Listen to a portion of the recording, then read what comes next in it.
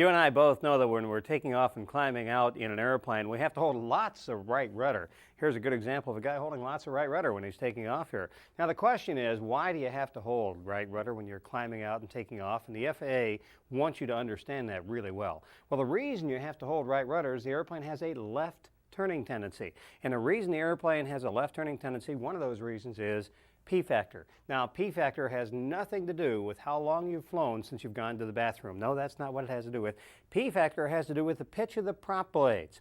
And when an airplane is in slow flight, like after takeoff or when you're climbing out, the nose of the airplane is pointed way up in the air like so, but the airplane is going forward on an angle about like this. That means the relative wind is coming from the opposite direction. And that means the propeller is not pointed directly into the relative wind. And the right prop blade, which goes down, winds up taking a great big bite out of that relative wind. The left prop blade, which ascends or goes up, takes a much smaller bite out of that relative wind. And that means the airplane wants to turn to the left. And that is called P factor, or asymmetric propeller loading. And it causes the airplane to yaw to the left when you're at high angles of attack. And they call that P factor, or asymmetric propeller loading. Now, the left turning tendency of an airplane is caused by, the FAA wants you to know, the propeller blade on the right producing more thrust than the blade on the left. Now, that left turning tendency is sometimes referred to as torque, T-O-R-Q-U-E, and they're going to ask you, when is torque the greatest, at high power or low power?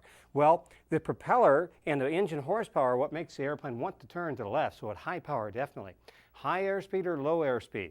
And the answer is low airspeed, because that's when you have these high angles of attack with the nose pointed up in the air and the right prop blade is taking a bigger bite out of the air. And high angle of attack or low angle of attack, and the answer is high angle of attack. Now, normally, at cruise speed, an airplane does not want to turn to the left. And the reason for that is the manufacturer has built some aerodynamic compensations into the airplane.